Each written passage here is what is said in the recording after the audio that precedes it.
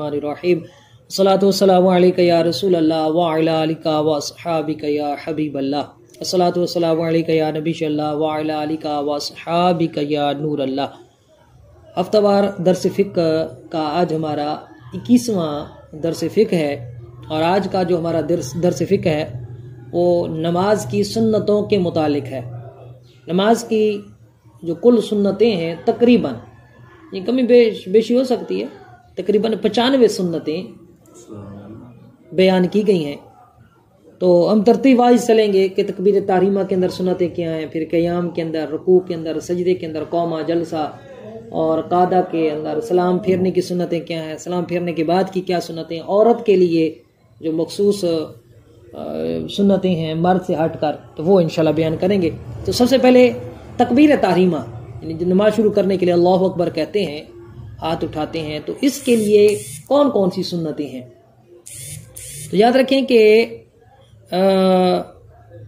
तकबीर तहरीमा के लिए हाथ उठाना ये सुन्नत है। यानी जो हम कहते हैं ना अल्लाहु अकबर, ये हम पीछे पढ़ चुके कि अल्लाहु अकबर कहना ये वाजिब है।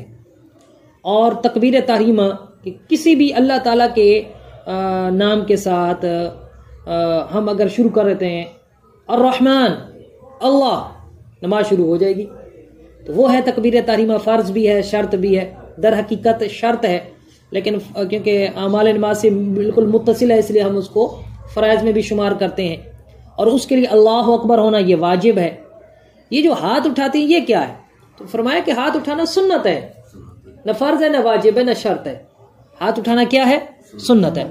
अब दूसरा ये है कि हाथ जब उठाएंगे तो हाथों की उंगलियों की क्या हालत होगी। तो उंगलियां बिल्कुल नॉर्मल हालत पर रखनी है, यानी नॉर्मल हालत, ना बिल्कुल मिली हुई ना बिल्कुल कुशादा खुली, बल्कि दरमियानी कैफियत पर नॉर्मल हालत में रखनी है। तीसरी सुन्नत यह है कि जब हाथ उठाएं तो हथेलियों और उंगलियां, इन दोनों का जो पेट है वो किबला रू हो। ठीक है जी। बाज ऐसे कर लेते हैं तो ये इस तरह मुट्ठी बंद करके जिस तरह के अजान दे रहे हो, तो उस तरह करते हैं, तो ये दुरुस्त नहीं है, खिलाफ सुन्नत तरीका होगा। सुन्नत क्या है कि हथेलियां और उंगलियां, इनका पेट किबले की तरफ हो। चौथी सुन्नत ये है कि जब तकबीर तारीमा कह रहे हो तो सर ना झुकाएं। कई लोग ऐसे सर झुका के कहते हैं, तो ये भी खिलाफ सुन्नत है। तो सर झुका होना बिल्कुल मतलब सीधा सर हो। उसके बाद पांचवी सुन्नत वो ये है कि तकबीर तहरीमा यानी जो अल्लाहु अकबर हम कहते हैं उसमें, तो अल्लाहु अकबर शुरू करने से पहले दोनों हाथ कानों तक उठा लेना, दोनों हाथ कानों तक उठा लेना। अच्छा, कानों तक किस तरह हम हाथ उठाएंगे कि दोनों हाथों का जो अंगूठा है ये कान की लौ से टच हो जाए, ये पहले उठाएंगे। कई लोग कहते हैं ना अल्लाहु अकबर बाद में हाथ उठा लेते हैं, तो ये दुरुस्त तरीका नहीं है, सुन्नत के खिलाफ है। पहले अपने हाथ कानों तक उठाएंगे, अंगूठे कान की लौ से टच हो, उसके बाद आपने क्या कहना है, अल्लाहु अकबर। अच्छा, इसी तरह जब हम दुआए कुनूत पढ़ते हैं वित्रों के अंदर, दुआए कुनूत से पहले हम तकबीर कुनूत कहते हैं। अल्लाहु अकबर कहने के बाद हम अल्लाहुम्मा इन्ना नस्तईनु का वगैरह हम दुआएं पढ़ते हैं। तो ये जो अल्लाहु अकबर है ना, वो तो हम पीछे पढ़ चुके नमाज के वाजिबात में कि ये अल्लाहु अकबर कहना वाजिब है तकबीर कुनूत के लिए। उस तकबीर कुनूत के वक्त भी इसी तरह हाथ कानों तक उठाना ये भी सुन्नत है। रफ़ा यदैन करना ये क्या है, सुन्नत है। इसी तरह जब हम ये सातवीं सुन्नत होगी ईद उल फितर हो या ईद उल अज़हा, उसकी तकबीरात के वक्त भी हाथों को कानों तक उठाना, ये रफ़ा यदैन करना, ये क्या है, सुन्नत है। टच करना सुन्नत है जी, टच करना सुन्नत, टच, ये टच हो इस तरह कान के, टच नहीं तो सुन्नत पे अमल नहीं होगा। देखिए हाथ उठाना तो सुन्नत है। हाँ जी। अच्छा, हाथ उठाने का भी जो सुन्नत तरीका है जिसमें सारी हदीसों पर अमल भी हो जाएगा, वो क्या है कि वो कानों तक हाथ उठाए जाए। जी। कानों तक हाथ उठाए जाए। उसमें बेहतर और मुस्तहब तरीका ये होता है कि अंगूठा कान की लौ से टच हो जाए। सही। अगर कानों तक हाथ उठा लिए तो तब भी सुन्नत अदा हो जाएगी, सुन्नत अदा हो जाएगी। अच्छा, ये जो मैंने आपको बताया कि नमाज के शुरू में अल्लाह अकबर कहते हुए कानों तक हाथ उठाना, और दुआ कुनूत के वक्त उससे पहले रफ़ा यदैन करना, और जो ईदैन में ज़ायद तकबीरें हैं उसके वक्त रफ़ा यदैन करना, ये सुन्नत है। इसके अलावा किसी और जगह नमाज में रफ़ा यदैन करना सुन्नत नहीं है। रुकू में जाते हुए, रुकू से उठते हुए अगर कोई रफ़ा यदैन करता है तो ये खिलाफ सुन्नत है, मकरूह तंज़ीही है, नापसंदीदा अमल है। क्योंकि हमारे नज़दीक रफ़ा यदैन वो मनसूख हो चुका, रुकू में जाते हुए, रुकू से उठते हुए, लिहाजा वो रफ़ा यदैन नहीं किया जाएगा। नंबर 8, इमाम का बुलंद आवाज से अल्लाहु अकबर कहना ये भी सुन्नत है। अगर वो इतनी आवाज से कहता है कि अपने कानों तक इमाम की आवाज पहुंच जाती है, सुन्नत मतलब वो शर्त और फर्ज अदा हो जाएंगे, लेकिन सुन्नत छूट जाएगी। 9वीं सुन्नत यह है कि इमाम का बुलंद आवाज से कहना समी अल्लाहु लिमन हामिदा, आहिस्ता कहेगा तो सुन्नत छूट जाएगी। इसी तरह इमाम का बुलंद आवाज से सलाम कहना अस्सलामु अलैकुम व रहमतुल्लाह, ये भी सुन्नत है। हाँ, याद रखें कि इमाम इन तीनों चीजों में बिला जरूरत ज्यादा आवाज निकाले, बहुत ज्यादा आवाज निकाले तो ये शरअन मकरू है, नापसंदीदा अमल है कि इसमें खाम खा अपने आप को बिला वजह तकलीफ देना है। अच्छा, 11वीं जो सुन्नत है वो ये है कि तकबीर के फौरन बाद, अल्लाहु अकबर के फौरन बाद हाथ बांध लें। ये 11वीं सुन्नत है। बाज लोग क्या करते हैं, बाज लोग अल्लाहु अकबर कहने के बाद हाथ छोड़ देते हैं, फिर दोबारा हाथ बांधते हैं, ये भी खिलाफ सुन्नत है। बाज लोग पीछे जो है वो कोनियां पीछे की तरफ झुलाते हैं। किस तरह, ऐसे करने के बाद ऐसे लेकर जाते हैं पीछे झुलाकर, फिर हाथ बांधते हैं। ये दोनों तरीके खिलाफ सुन्नत हैं। तो तकबीर तहरीमा के फौरन बाद हाथ बांधना ये सुन्नत है। इसके अलावा इमाम के लिए तकबीरात इंतिकाल, यानी रुकू में जाते हुए, सजदे में जाते हुए, सजदे से उठते हुए, अगली रकत के लिए जाते हुए, ये जो तकबीरात इंतिकाल है, अल्लाहु अकबर कहते हैं ना इमाम, तो ये इनमें इमाम को बुलंद आवाज करना ये सुन्नत है। इमाम बुलंद आवाज से करेगा, अगर ऐसा भी कर लेगा नमाज हो जाएगी, लेकिन सुन्नत इमाम की छूट जाएगी। तो ये 12 सुन्नतें हो गई। अब ये तकबीर तहरीमा की सुन्नतें मुकम्मल हो गई। अब उसके बाद है क़याम की, खड़े होने की सुन्नतें। अब क़याम की सुन्नतों में से पहली सुन्नत क्या है, वो मर्द के लिए कि मर्द नाफ के नीचे सीधे हाथ की हथेली उल्टे हाथ की कलाई के जोड़ पर रखे और इस तरह के 3 उंगलियां दरमियानी ये कलाई के ऊपर रहें और छुंगलियां और अंगूठा कलाई के दाएं बाएं हो, अगल बगल हो। इस तरह करके नाफ के नीचे ये हाथ रखना ये सुन्नत है। हज़रत अली मुर्तज़ा करमुल्लाह ताला वजहुल करीम से रवायत है, सियासता में मौजूद है। क्या फरमाते हैं कि सुन्नत यह है कि सीधा हाथ उल्टे हाथ पर रखकर नाफ के नीचे रखा जाए, तहत सुर्रा का लफ्ज ये सियासता की किताब में हज़रत अली मुर्तज़ा से मनकूल है। तो पता चला नाफ के नीचे हाथ रखना मर्द के लिए सुन्नत है। ये जो सीने पर रखते हैं हाथ गैर मुकल्लिदीन वगैरह, ये खिलाफ सुन्नत अमल है। उसके बाद 14वीं सुन्नत क्या है, पहले सना पढ़े। जब हाथ बांध लिए तो सबसे पहले सुब्हानक अल्लाहुम्मा व बिहम्दिका व तबारक अस्मुका व तआला जद्दुका व ला इलाहा गैरुक। अच्छा, ये इमाम के लिए भी सुन्नत है, तन्हा नमाज पढ़ने वाले के लिए भी सुन्नत है और मुक्तदी के लिए भी सुन्नत है। लेकिन याद रखें कि मुक्तदी अगर इमाम के साथ नमाज पढ़ रहा है और वो जाहरी नमाज है, फजर है, मगरिब है और इशा है, इमाम ने ऊंची आवाज से किरात करनी है, तो फिर अगर इमाम ने किरात शुरू कर दी तो मुक्तदी जहां है सना छोड़ देगा, और अगर सना उसने शुरू नहीं किया था तो शुरू नहीं करेगा, शुरू कर दिया था अभी पूरा नहीं किया, इमाम ने किरात शुरू कर दी, मुक्तदी उधर ही खामोश हो जाएगा। उसके बाद सना के बाद फिर तावुज़, अगर इमाम है या तन्हा नमाज पढ़ने वाला है, मुक्तदी नहीं पढ़ेगा, ये तावुज़ पढ़ेंगे, यानी औज़ु बिल्लाहि मिनश शैतानिर रजीम पढ़ेंगे। 16वीं सुन्नत है कि उसके बाद बिस्मिल्लाहिर रहमानिर रहीम, ये भी तन्हा नमाज पढ़ने वाला पढ़ेगा और इमाम पढ़ेगा, मुक्तदी नहीं पढ़ेगा। फिर 17वीं सुन्नत ये है कि इन तीनों को पै दर पै फौरन कहना, यानी दरमियान में वक्फा ना करना, रुकना ना। जैसे सना मुकम्मल की फौरन औज़ु बिल्लाह पढ़ा, फिर फौरन बिस्मिल्लाह पढ़ा। 18वीं सुन्नत यह है कि इन तीनों को आहिस्ता पढ़ना, ऊंची आवाज से ना पढ़ना। ऊंची आवाज की हाथ कम अज कम क्या है कि आप अगली सब में खड़े ना, पिछली सब में 3-4 बंदे आपकी आवाज सुन रहे हैं, तो ये ऊंचा पढ़ना है, ये खिलाफे सुन्नत है। अच्छा, 19वीं सुन्नत है आमीन कहना, मतलब दौलीन के बाद आमीन कहना सुन्नत है। और अच्छा, आमीन कैसे कहेंगे, बुलंद आवाज से या आहिस्ता? तो आमीन आहिस्ता कहना सुन्नत है। अल्हम्दुलिल्लाह इस पर मेरा तफसीली क्लिप यूट्यूब पर भी मौजूद है, जिस पर मैंने तफसीली अहादीस की रोशनी में इस पर काफी सारी अहादीस बयान की हैं, जिनसे ये साबित किया है कि आमीन जो अहनाफ के यहाँ राय जाए आहिस्ता कही जाती है, ये सुन्नत है। और जो बुलंद आवाज से कहते हैं गैर मुकल्लिदीन वगैरह, वो खिलाफे सुन्नत है। ये 20 सुन्नतें हमारी हो गई।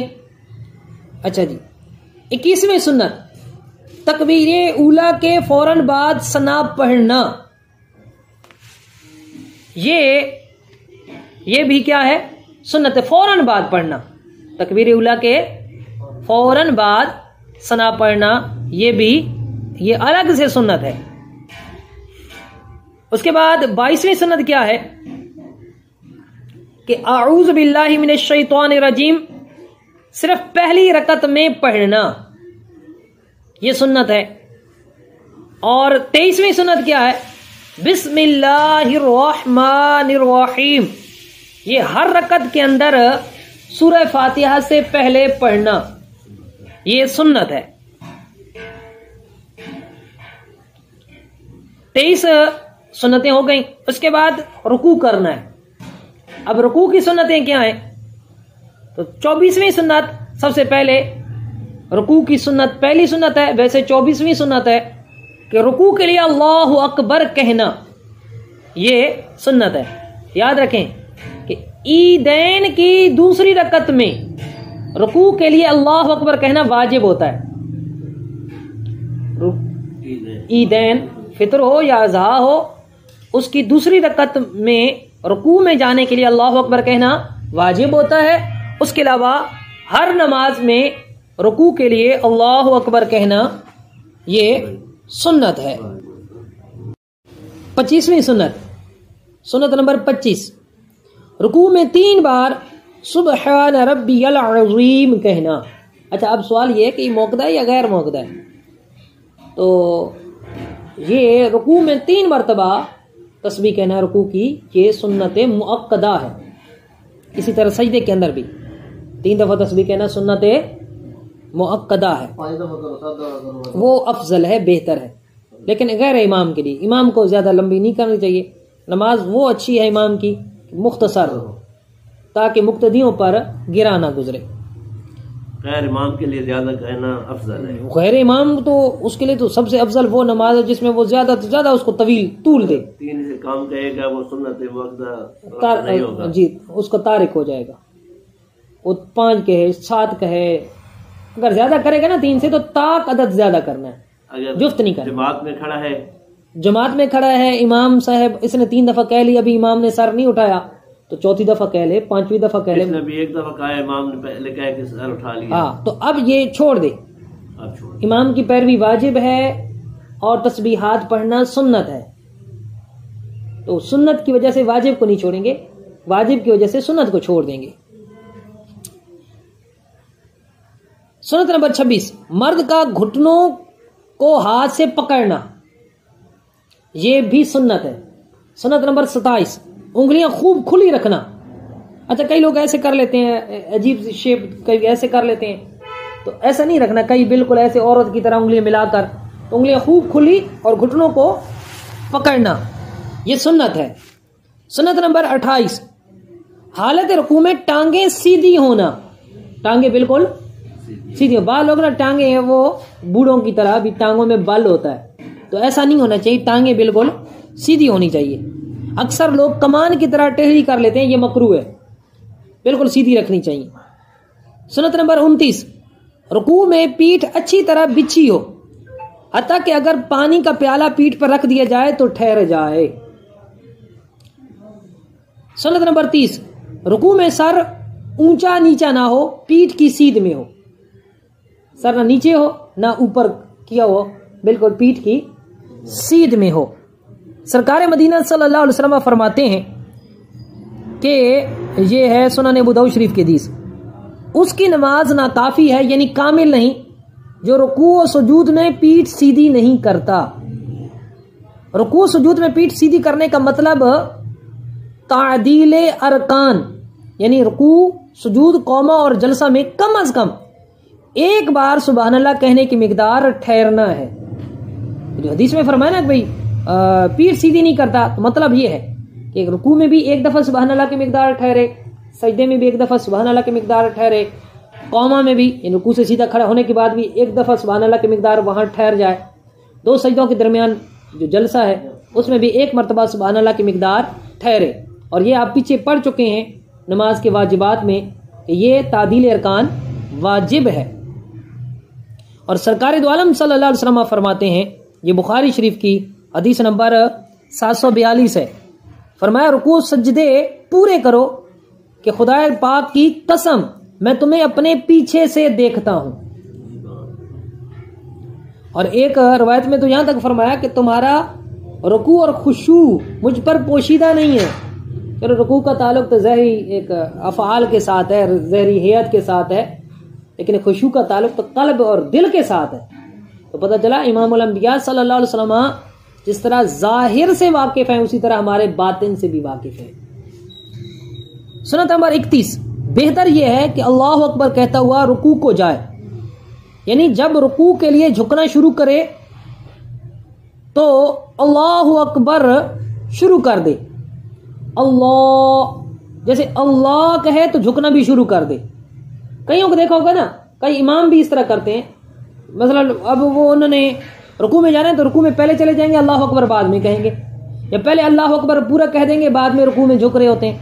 तो ये खिलाफ सुन्नत तरीका है। सुन्नत तरीका क्या है?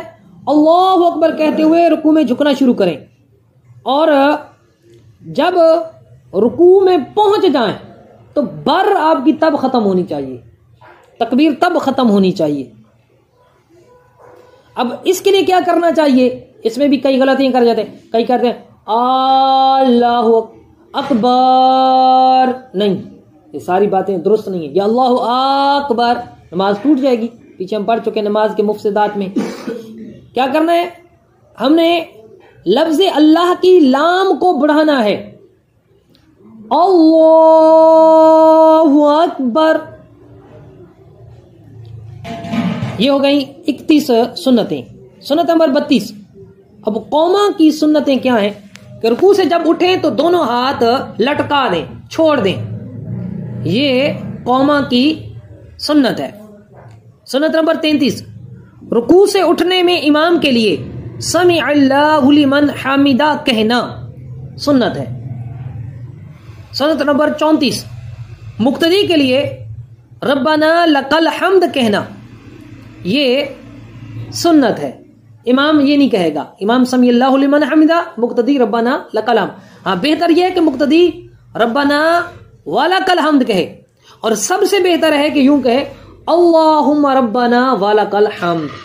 अगर रब्बाना लकल हम्द भी कह दिया तब भी सुन्नत अदा हो जाएगी, लेकिन सबसे बेहतर क्या है? क्या कहना चाहिए? रब्बाना अल्लाहुम्मा रब्बाना वलकल हम्द।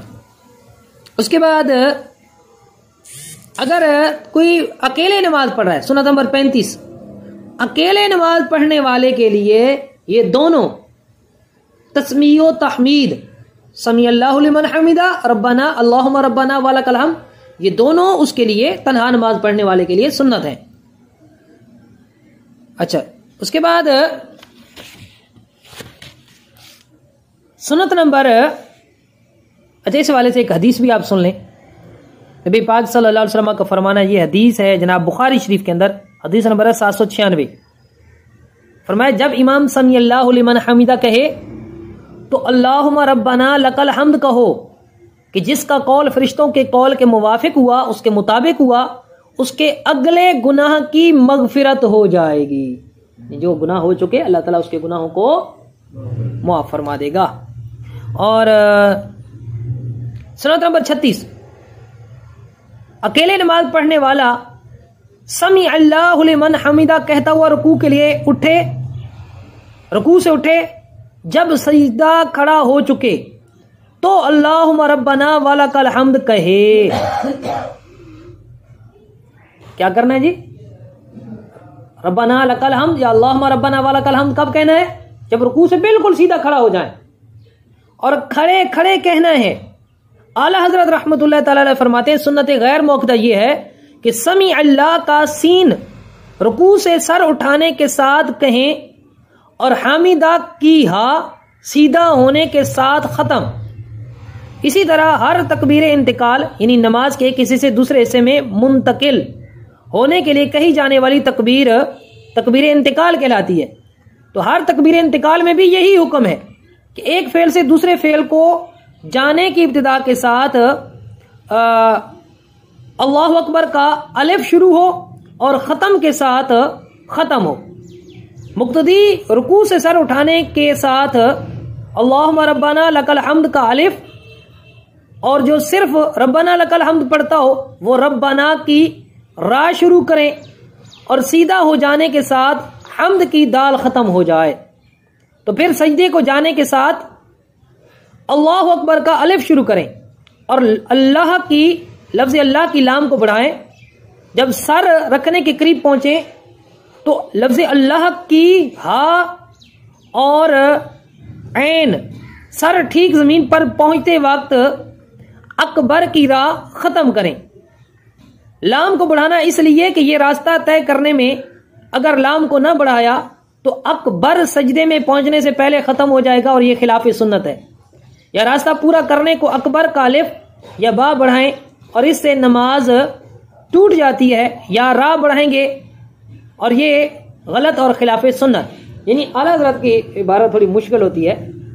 तो आपके फरमान का खुलासा यही है कि जब समी अल्लाहु लिमन हमिदा कहेंगे ना रुकू से उठने के लिए, तो सीन शुरू करेंगे, और हमिदा की हा उस वक्त हो जब आप बिल्कुल सीधे खड़े हो जाएं।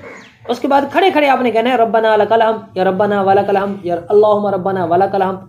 फिर उसके बाद अल्लाहु अकबर कहते हुए सजदे में जाना है, और लफ्ज़ अल्लाह को, अल्लाह की लाम को बढ़ाते हुए जाना है।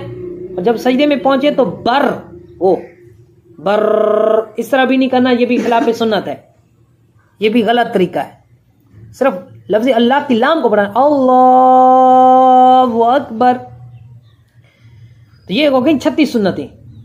अब सजदे की सुन्नतें क्या हैं? कि सजदे में जाने के लिए अल्लाहु अकबर कहना सुन्नत है। सुन्नत नंबर 38, सजदे से उठने के लिए अल्लाहु अकबर कहना सुन्नत है।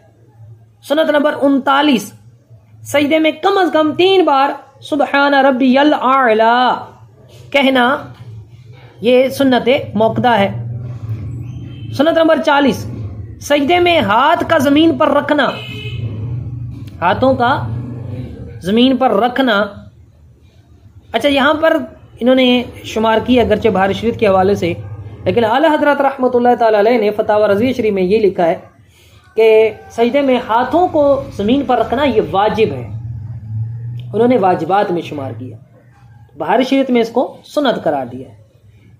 हम आला हजरत रहमतुल्लाह ताला अलैह की बात को तरजीह देते हैं कि आपने वाजिब करार दिया है, इसी पर हम फतवा देते हैं कि सजदे में हाथ, दोनों हाथ जमीन पर रखना क्या है? वाजिब है।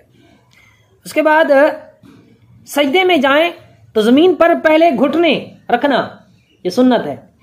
फिर उसके बाद जमीन पर हाथ रखना सुन्नत है, यानी तरतीब। फिर उसके बाद नाक और फिर पेशानी रखना सुन्नत है। और जब सजदे से उठे तो इसका उलट करना कि पहले पेशानी उठाना, फिर नाक उठाना, फिर हाथ उठाना और फिर घुटने उठाना अगर अगली रकत के लिए जा रहे हैं। 50वीं सुन्नत यह है कि मर्द के लिए सजदे में सुन्नत यह है कि बाजू ये करवटों से, ये पसलियों की जो साइडें हैं इनसे ये जुदा हो, राने पेड़ से जुदा हो जाएं, कलाइयां जमीन पर ना बिछाए, मगर जब सफ में हो तो फिर बाजू करवटों से जुदा ना करें बल्कि करवटों के साथ मिला लें ताकि दाएं बाएं नमाजियों को तकलीफ ना हो। सजदे में उंगलियां किबला रू होना, हाथों की उंगलियां ये किबला रू होना, ये सुन्नत है। सुन्नत नंबर 53, हाथों की उंगलियां मिली हुई होना, ये सुन्नत है, बिल्कुल मिली हुई हो। सुन्नत नंबर 54, सजदे में दोनों पांव की 10 उंगलियों का पेट जमीन पर लगना, ये भी सुन्नत है। सजदे की सुन्नतें हो गई। अब उसके बाद 2 सजदों के दरमियान हम बैठते हैं, उसे जलसा कहते हैं।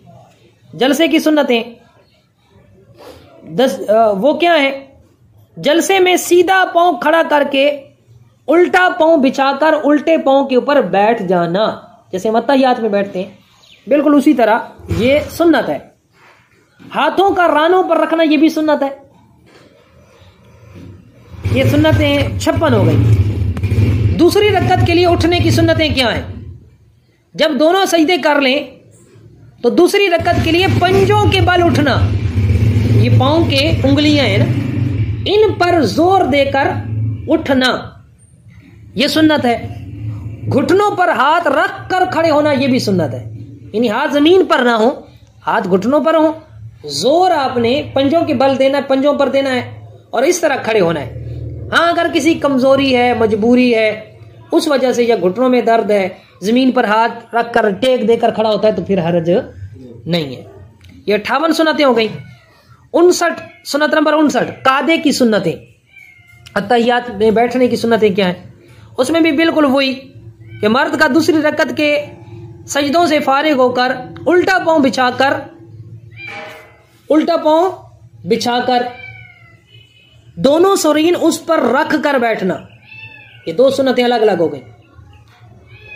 और सीधा पांव खड़ा रखना, ये एक अलग सुन्नत हो गई। कुल 61 सुन्नतें हो गई। जैसे हम अत्तहियात में बैठते हैं, ये सुन्नत तरीका है। अगर कोई इस तरह नहीं बैठता, दोनों पांव पीछे लिटा देता है, कई लोग लिटा देते हैं ना, दोनों पांव नीचे बिछा देते हैं और ऊपर बैठ जाते हैं, तो ये खिलाफ सुन्नत होगा, नमाज हो जाएगी। नंबर 62, सीधे पांव की उंगलियां किबला रुख करना, यानी कादा में अत्तहियात में आप बैठे हैं तो सीधे पांव खड़ा करना है ना, तो इसकी पांचों की पांचों उंगलियां किबला रू हो जाए, उनका पेट जमीन पर लग जाए। औरत के लिए क्या है? औरत दोनों पांव सीधी जानिब निकाल देगी और उल्टी सुरीन पर वो बैठेगी। जाहिर सी बात है, औरत तो इस तरह बैठती है। मर्द के बैठने का ये तरीका है, सुन्नत तरीका। नंबर 63, सीधा हाथ सीधी रान पर रखना और नंबर 64, उल्टा हाथ उल्टी रान पर रखना। सीधा हाथ सीधी पर, उल्टा हाथ उल्टी रान पर, यह भी सुन्नत है। उंगलियां नॉर्मल हालत पर रखना, कि ना बिल्कुल मिली हुई हो ना बिल्कुल खुली हो, बल्कि दरमियानी हालत रखना। उंगलियों के किनारे घुटनों के पास होना, घुटनों के करीब रखना, बिल्कुल रान के इधर नहीं रख देना, घुटनों के करीब रखना, लेकिन घुटनों को पकड़ना नहीं है। कई लोग पकड़ के बैठे होते हैं, खिलाफ सुन्नत है। घुटनों के करीब रखना और उंगलियों का रुख किबले की तरफ होना चाहिए। अच्छा, कई लोग कहते हैं वो जी उंगलियां अगर इस तरह नीचे हो गई तो ये जहन्नम की आग में जलेंगी। बचपन में हम ये सुनते थे और बड़े डराते थे, तो ऐसी कोई वहीद मौजूद नहीं है। हाँ, खिलाफ सुन्नत अमल है, नहीं करना चाहिए। उसके बाद जनाब शहादत पर इशारा करना, ये भी सुन्नत है। अब इशारा कैसे करेंगे? इशारा इस तरह करेंगे कि ये छोटी उंगली छुंगलियां और साथ वाली उंगली को इस तरह हम हथेली के साथ मिला देंगे, अंगूठा और बीच वाली उंगली का हल्का बना देंगे और अशहदु अल्लाह, ला पर उंगली को, शहादत वाली उंगली को उठाएंगे। अच्छा, इसको इधर उधर हरकत भी नहीं देनी, ऐसे से भी नहीं करना, खेलना नहीं है। और जब इल्लाह आएगा ना, अशहदु अल्ला इलाहा इल्लल्लाह, तो लफ्ज इल्लाह पर उंगली नीचे कर देनी है और सारी उंगलियां सीधी कर लेनी है। इसकी हिकमत भी उलमा ने बयान की है। इसकी हिकमत क्या है? हिकमत इसलिए फरमाया कि अशहदु, तर्जुमे पर आप गौर करें, मैं गवाही देता हूं अल्लाह इलाहा, कि कोई खुदा नहीं। तो फरमाया जब जबान इनकार करी कि कोई खुदा नहीं, तो उंगली से इशारा करो भाई एक अल्लाह है। लेकिन जब जबान मान ले इल्लल्लाह, मगर अल्लाह, मगर एक अल्लाह है, क्योंकि जबान जब तस्लीम कर रही है तो अब उंगली उठाने का कोई फायदा नहीं है, अब उंगली को नीचे कर लें। अच्छा, बाद लोग ये मुट्ठी बांध रखते हैं, आपने देवबंदियों को देखा होगा, तबलीगियों को देखा होगा, ये मुट्ठी बांध रखते हैं। और जो गैर मुकल्लिदीन है वो तो उंगली ऐसे हिलाते रहते हैं, आखिर तक खेलते रहते हैं। वो कहते हैं ये जी हम शैतान को उंगली इस तरह कर रहे हैं, तो ये बिल्कुल खिलाफ सुन्नत तरीका है। तो दोनों तरीके दुरुस्त नहीं है। बिल्कुल उंगलियां आपने खोल देनी है, सीधी कर लेनी है। उसके बाद सुन्नत नंबर 68, दूसरे कादे में भी इसी तरह बैठिए जिस तरह पहले कादे में बैठे थे, और तशहुद भी पढ़िए। नंबर 69, तशहुद के बाद दुरूद शरीफ पढ़ना, यह भी सुन्नत है। अच्छा, दुरूद इब्राहिमी पढ़ना खाली सिर्फ यह सुन्नत नहीं है, दुरूद इब्राहिमी तो अफजल है। अगर कोई दुरूद इब्राहिमी की जगह और दुरूद पढ़ लेता, अस्सलातु वस्सलामु अलैका या रसूलल्लाह सल्लल्लाहु अलैहि वसल्लम, तो सुन्नत तब भी अदा हो जाएगी दुरूद वाली। लेकिन अफजल यह है कि दुरूद में दुरूद इब्राहिमी पढ़ा जाए। नंबर 70, नवाफिल, इसमें सुन्नत गैर मुअक्कदा भी शामिल है कि कादा ऊला में भी तशहुद के बाद दुरूद पढ़ना सुन्नत है। तशहुद के बाद, अत्तहियात के बाद 4 रकअती नफल पढ़ रहे हैं या 4 सुन्नतें गैर मुअक्कदा पढ़ रहे हैं, असर की पहली 4 सुन्नतें हैं, इशा की पहली 4 सुन्नतें हैं, तो दूसरी रकअत कहां तक पढ़ना है? अब तो वो रसूल तक नहीं, उसके बाद दुरूद भी पढ़ना सुन्नत है।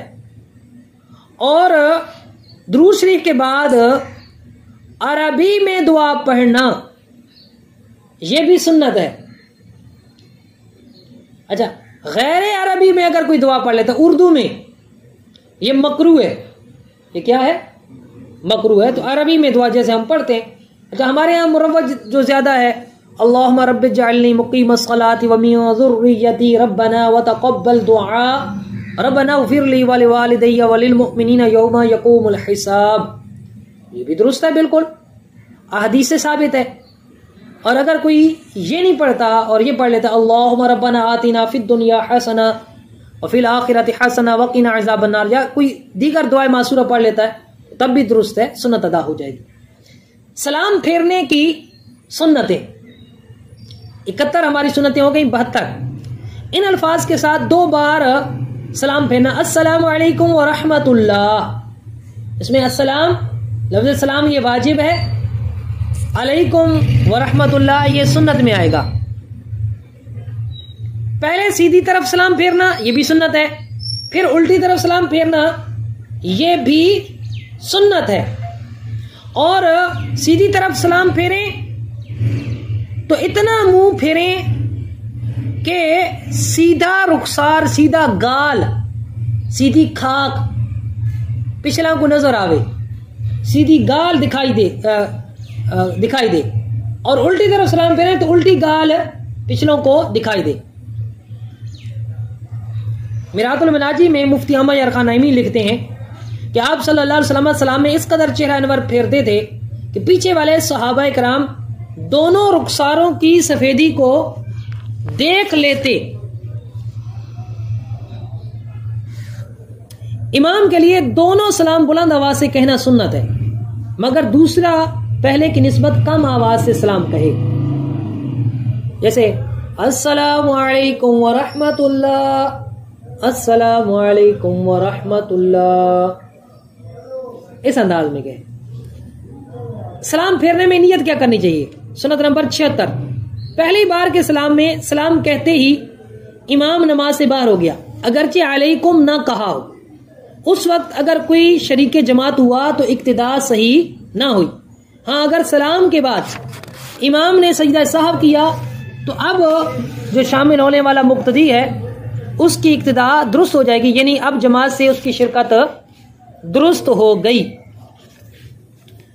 नंबर 77, इमाम सीधे सलाम में खिताब से उन मुक्तदियों की नियत कर, जैसे कहते हैं ना अस्सलाम वालेकुम, तुम पर सलाम हो और अल्लाह की रहमत। अब तुम से कौन मुराद है? तो फरमाया जब इमाम सलाम फेर है ना तो उन मुक्तदियों की नियत करे जो सीधी तरफ हैं, और उल्टी तरफ जब सलाम फेरे तो उन मुक्तदियों की नियत करे जो उल्टी तरफ हैं, और जो मुक्तदी बिल्कुल पीछे है तो दोनों तरफ सलाम फेरते हुए इसकी नियत करे। और अगर औरत जमात में शरीक है तो औरत की नियत ना करे कि मैं औरत पर सलाम भेज रहा हूं। इसी तरह दोनों सलामों में किरामन कातबीन, नेकियां लिखने वाले, बदियां लिखने वाले फरिश्ते, उनकी भी नियत कर ले, और उन फरिश्तों की भी नियत कर ले जिनको अल्लाह ताला ने इंसानों की हिफाजत के लिए बंदों के ऊपर मुकर्रर कर रखा है। और नियत में कोई तादाद फिक्स ना करे कि मैं इतने फरिश्तों पर सलाम भेज रहा हूं, जितने भी हैं। अच्छा, मुक्तदी जो जमात में शामिल है वो जब सलाम फेरे तो हर तरफ के सलाम में उस तरफ वाले मुक्तदियों और उन फरिश्तों की नियत करे। ठीक हो गया जी? जैसे मुक्तदी है वो इधर सलाम फेरे तो इधर जितने भी मुक्तदी हैं सीधी जानिब उनकी और फरिश्तों की नियत करे। इसी तरह उल्टी जानिब मुक्तदियों की जो दीगर नमाजी उनकी नियत कर ले और फरिश्तों की नियत कर ले। इमाम की नियत करेगा या नहीं करेगा? तो भाई करेगा। जो ऐन इमाम के पीछे है दोनों तरफ सलाम फेरते हुए इमाम की भी नियत करेगा। जो इमाम से इधर सीधी जानिब है तो जब वो उल्टी जानिब सलाम फेरेगा तो क्योंकि इमाम उल्टी जानिब है तो उल्टी जानिब में वो इमाम की नियत करेगा।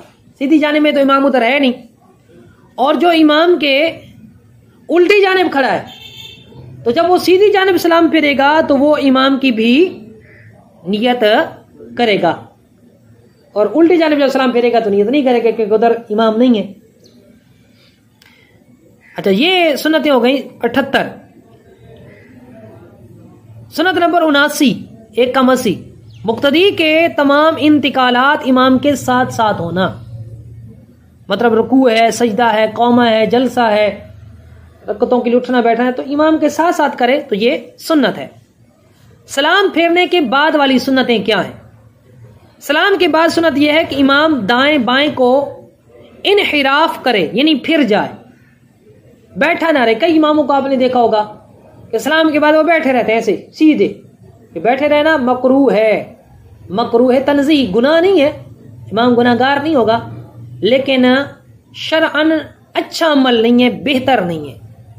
तो सीधी जानिब फिर जाए या उल्टी जानिब फिर जाए, और इनमें से सीधी जानिब फिर जाना ये अफजल है। सीधी जानिब फिर जाना क्या है? अच्छा, उल्टी जानिब भी कर ले मुंह तो खैर है, हमारे यहाँ करते नहीं है इमाम। अगर कोई कर भी ले तो कहेंगे वो यार ये क्या कर दिया जी, उल्टी जानिब इमाम फिर के आज नवा तरीका थी। नवा नहीं है, किताबों में मौजूद है, लेकिन अफजल यह है कि सीधी जानिब जैसे हमारे यहाँ होता है तो इस तरह किया जाए।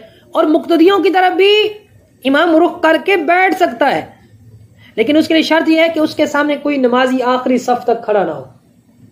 अगर आखिरी सफ तक कोई नमाजी है जिसकी रकत रहती है तो फिर उधर मुंह करके बैठना उसके लिए जायज नहीं है।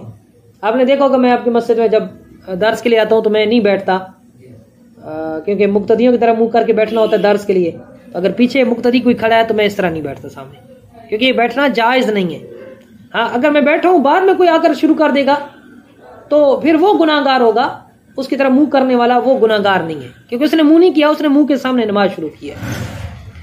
अच्छा, जो अकेला नमाज पढ़ने वाला है तो वो अगर दाएं बाएं इनहराफ नहीं करता, नहीं मुड़ता, नहीं फिरता तो तब भी दुरुस्त है, और अगर कर लेता है तो तब भी दुरुस्त है।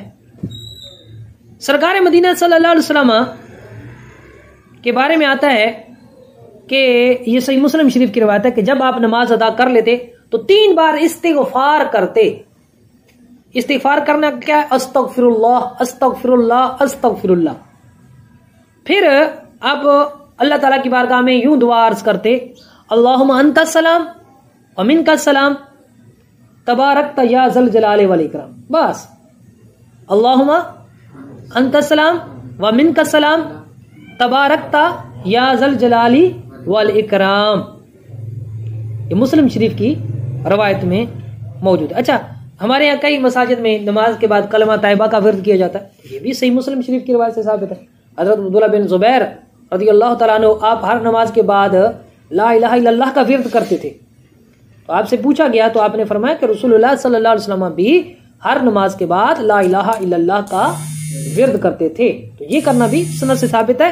हाँ, उसमें बहुत ज्यादा ऊंची आवाज इस तरह नहीं करनी चाहिए कि नमाजियों की नमाज में खलल वाक़ हो, वो नमाजी की जिनकी कुछ रकतें रह गई हैं। तो दरमियानी आवाज जैसे कैसे ला इलाहा इल्लल्लाह, ये दरमियानी आवाज है। बहुत ऊंची आवाज ला इलाहा इल्लल्लाह, ओ बिल्कुल आवाज इतनी ऊंची निकालना, इसकी इजाजत नहीं। अगर नमाजियों की नमाज में खलल आएगा तो फिर ये गुनाहगार होगा। ठीक है, और ये नमाज के बाद जिक्र ऊंची आवाज से करना बुखारी शरीफ की रवायत में है, मुस्लिम में और दीगर हदीस की किताबों में तो हुजूर अलैहिस्सलाम भी किया करते थे, सहाबा इकराम भी किया करते थे। लेकिन हल्की नॉर्मल आवाज, इसको कहते हैं जहर मुतवस्सित, दरमियानी आवाज ला इलाहा इमाम दुआ भी तो मांगता है ऊंची आवाज से। अब हम क्या कहेंगे, इमाम दुआ भी ना मांगे भाई कि नमाजियों की नमाज में खलल आता है। दरमियानी आवाज रखे, उसमें भी बेतहाशा आवाज को ऊंचा न करे। कई इमामों को देखा है हमने, वो किरात भी करेंगे तो इतनी ऊंची आवाज निकालते हैं, इतनी ऊंची आवाज जिसकी हाजत नहीं होती। तो इतनी आवाज नहीं होनी चाहिए। सुन्नत बादिया की भी कुछ सुन्नतें हैं, बाद वाली जो फर्जों के बाद सुन्नतें हैं। जिन फर्जों के बाद सुन्नतें हैं उनमें फर्जों के बाद किसी से बात नहीं करनी चाहिए। अगर किसी ने बात कर ली तो बाद वाली सुन्नतें हो जाएंगी, लेकिन उनका सवाब कम मिलेगा, सवाब कम हो जाएगा। तो दरमियान में बातचीत नहीं करनी चाहिए। और इसी तरह बड़े बड़े औराद व वज़ाइफ पढ़ने की भी इजाजत नहीं है। आयतुल कुर्सी किसी ने पढ़ ली, कलमा तैयबा पढ़ लिया, अस्तगफिरुल्लाह पढ़ लिया, छोटी सी दुआ मांग ली, तो ये इसका में हर्ज नहीं है। बहुत फर्जों के बाद, जिन फर्जों के बाद सुन्नतें हैं, तो क्योंकि दरमियान में ज्यादा फासला आ जाएगा। इसी तरह जुमे के अंदर भी हमारे आइमा इकराम बहुत लंबी लंबी दुआएं मांगते हैं, यकीन मानो बिल्कुल ये मकरू है। वो कहते हैं भाई आज तो सारी दुआ, अच्छा एक दुआ मांग रहे हैं ना, बार बार एक ही दुआ जो ना 3-4 पहलुओं से 5 पहलुओं से मांगेंगे। क्यों? वो ये समझते हैं कि शायद लोगों पर धाक बैठेगी, मैं लंबी दुआ मांगूंगा। तो भाई short to the point, 1-1.5 minute में दुआ खत्म करें, अल्लाह खैर सलाह, और एक ही दफा मांगे। कई या अल्लाह हमारे गुनाह माफ कर दे, सगीरा कबीरा गुनाह माफ कर दे, हमारी मगफरत फरमा दे, बिला हिसाब मगफरत फरमा दे। अब इसी पर तो वो आधा पौना मिनट लगा देंगे। फिर अगर बारिश की दुआ मांगनी है, या अल्लाह बारिश दे दे, नफे वाली बारिश दे दे, करम वाली बारिश दे दे, रहमत वाली बारिश दे दे, या अल्लाह ये करम कर दे। अच्छा बारिश की दुआ मांगनी है तो पूरा आधा मिनट उस पर पौना मिनट लगा देंगे। तो इसमें ख्याल रखना चाहिए, जिस तरह आम नमाजों में कि जिनके बाद सुन्नतें हैं दुआ मुख्तसर मांगने का हुक्म है, इसी तरह जुमे की नमाज में भी, क्योंकि उसके बाद सुन्नतें हैं, जुमे की नमाज में भी दुआ को मुख्तसर करने का हुक्म है। फतावा रज़विया शरीफ में आला हज़रत रहमतुल्लाह तआला ने ये मकरू लिखा है कि जो इमाम बुलंद ज्यादा लंबी दुआएं करते हैं। लेकिन इसे अच्छा मकरू का ये मतलब नहीं है कि गुनाहगार होंगे, गुनाहगार नहीं होंगे। अब ऐसे नहीं कि अगर कोई इमाम लंबी दुआ करता है तो हम उसके गिले करना शुरू कर दें, या हम उसको तानो तशनी करना शुरू कर दें, जो और फलां तो बहुत लंबी दुआ करता है, मकरू है, ये गुनाह है। गुनाह नहीं है, खाली नापसंदीदा अमल है। इससे सुन्नतों के सवाब में कमी आ सकती है, तो इसलिए इसे मना किया गया। अच्छा, फर्जों के बाद कबले सुन्नत यानी सुन्नत पढ़ने से पहले मुख्तसर दुआ पर किनाअत चाहिए, वरना सुन्नतों का सवाब कम हो जाएगा। वही बात यहां पर बयान की। सुन्नत नंबर 84, सुन्नत और फर्ज के दरमियान बात करने से दुरुस्त तरीन यही है कि सुन्नत बातिल नहीं होती, यानी नामकबूल नहीं होती, अलबत्ता सवाब कम हो जाता है। यही हुक्म हर उस काम का है जो तहरीमा के नमाज के मुनाफी है, नमाज के खिलाफ है। जैसे खाना है, पीना है, कोई चीज खरीदना है, कोई चीज बेचना है, कोई पानी पीने लग गया, जैसे फर्ज पड़े, फर्ज के बाद कोई शदीद हाजत नहीं है, एक तो ना बहुत सख्त हाजत है इस तरह की कि वो उससे चारा नहीं है, तो फिर तो मुजायका नहीं होगा, काम का कूलर के पास चला गया, पानी पी लिया, तो अब सवाब क्या हो जाएगा, सुन्नतों का कम हो जाएगा। जमात खत्म होने के बाद सुन्नतें कहां पढ़ें? सुन्नत नंबर 85, सुन्नतें वहीं ना पढ़ें बल्कि दाएं बाएं आगे पीछे हट कर पढ़ें या घर जाकर सुन्नतें अदा करें। अच्छा, अब घर जाने के लिए जो सुन्नतों और फर्जों के दरमियान फासला आएगा तो इसमें कोई हरज नहीं है, लेकिन फी जमाना, इस पर मेरा फतवा भी लिखा हुआ है, अफजल यह है कि मस्जिद में बकिया सुन्नतें अदा की जाए, अफजल है। पहले दौर में फतवा यह था, आला हजरत ने भी इसी पर फतवा दिया था कि घर में सुन्नतें पढ़ना, बकिया इब्तदाई और बाद वाली घर में पढ़ना अफजल है, लेकिन फी जमाना अब यह फतवा है कि मस्जिद में पढ़ना अफजल है। क्यों? इसलिए कि अगर आप मस्जिद में सुन्नतें नहीं पढ़ते तो फिर क्या खराबी लाजिम आएगी यार, लोग बदगुमानी करेगा, एक ओ यार मौलवी साहब तो सुन्नत पढ़ते ही नहीं, कईयों को आपने देखा होगा बातें करते हैं, यार ये आता है सुन्नतें पहले भी नहीं पढ़ता, आके शुरू हो जाता है, जमात के बाद भी भाग जाता है। वो अगर वो उस पुराने कौल पर अमल कर रहा है तो आप गुनाहगार होंगे बात करके। तो इसलिए हम कहते हैं लोगों को गुनाहगार होने से बचाने के लिए इमाम के लिए अफजल ये है, या आम बंदे के लिए भी, कि वो मस्जिद में सुन्नतें अदा करे। दूसरी सूरत ऐसी भी होती है कि बसों का फिर घर में जाकर सुस्ती हो जाती है, काम काज में मसरूफ हो जाता है, तो इसलिए बेहतर है कि मस्जिद में अदा की जाए। अच्छा, आगे पीछे होने के लिए इस बात का ख्याल रखना है, क्या खरीद वालेकुम सलाम रहमतुल्लाह, आगे पीछे होने के लिए इस बात का आपने ख्याल रखना है, नमाजियों के आगे नहीं गुजरना। अब जगह तब्दील करना सुन्नत है, अफजल है, और आप उसके लिए क्या कर रहे हैं, नमाजी के सामने गुजर कर हराम काम का इर्तिकाब कर रहे हैं। तो अगर जगह मौजूद है तो फिर आप इस तरह जगह तब्दील कर सकते हैं और करनी चाहिए, बेहतर है। ये सुन्नतें हमारी मुकम्मल हो गई। अब आखिर में 10 सुन्नतें इस्लामी बहनों के लिए, जो घरों में इस्लामी बहनें नमाज पढ़ती हैं, वो हमसे हट कर उनकी कुछ सुन्नतें हैं। पहली सुन्नत इस्लामी बहन के लिए सुन्नत एक ये है कि तकबीरात में कांधों तक हाथ उठाए, कंधों तक हाथ उठाए, मूढ़ों तक, वो मर्दों की तरह कानों तक। अच्छा, गैर मुकल्लिदीन है जो वहाबी हजरात, वो क्या करते हैं जी, हजरात भी उनको नहीं कहना चाहिए, ये भी अदब का लफ्ज है, वो इसके काबिल नहीं है। तो वो क्या करते हैं जी, वो कहते हैं ये औरत भी मर्द की तरह नमाज पढ़े। और कई सोशल मीडिया पर इस तरह की औरतें दिखाई देती हैं कि वो मर्दों की तरह नमाज पढ़ रही होती हैं। ये अजीबोगरीब सा नक्शा बन जाएगा। तो औरत के लिए है, क्योंकि ये जो सुन्नत है ना औरतों के लिए, इसमें औरतों की सितर पोशी है, उनका सतर है, इसमें बेपर्दगी नहीं होती। कंधों तक, कानों तक हाथ उठाएगी तो सीने का भार ज्यादा ज़ाहिर हो जाएगा, कंधों तक हाथ उठाएगी तो ये सीने के जो भार है इसका पर्दा रहेगा। अच्छा, एक हो गया। दूसरी सुन्नत ये है कि क़याम में औरत और खुनसा, खुनसा कौन होता है, हिजड़ा, खुसरा, वो किस तरह हाथ बांधेंगे, उल्टे हाथ की हथेली सीने पर, ये सीने पर, ये पिस्तानों के नीचे, ये सीने पर रखेंगे और उसके ऊपर सीधी हथेली रखनी है उसकी पुश्त पर, ये इस तरह। तो ये औरत का तरीका है। उसके बाद इस्लामी बहन के लिए, औरत के लिए, रुकू में घुटनों पर हाथ रखना सुन्नत है। हम क्या करते हैं, घुटनों को पकड़ते हैं, औरत तो नहीं पकड़ेगी। और उंगलियां कुशादा ना करना, हम उंगलियां बिल्कुल खोलते हैं घुटने में, रुकू में घुटने को पकड़ते हैं, उंगलियां खोल कर रखते हैं, तो औरत बिल्कुल मिलाकर रखेगी और घुटनों पर रखेगी, घुटनों को पकड़ेगी नहीं। चौथी सुन्नत औरत के लिए है कि रुकू में वो थोड़ा झुकेगी, सिर्फ इतना झुकेगी कि उसके हाथ घुटनों तक पहुंच जाएं, वो पीठ सीधी नहीं करेगी और घुटनों पर जोर नहीं देगी, फकत हाथ रखेगी, हाथ की उंगली मिली हुई रखेगी और पांव झुकी हुए। पांव झुके का मतलब ये कि पांव ऐसे थोड़ा मोड़ के, मर्द बिल्कुल सीधे रखता है ना, तो औरत इस तरह अंदर वो थोड़ा सा टेढ़ा करके रखेगी, तो ये मतलब है झुके हुए। पांचवी सुन्नत औरत के लिए यह है कि सिमट कर सजदा करेगी, यानी बाजू करवटों से, पेट रानों से, राने पिंडलियों से और पिंडलियां जमीन से मिला देगी।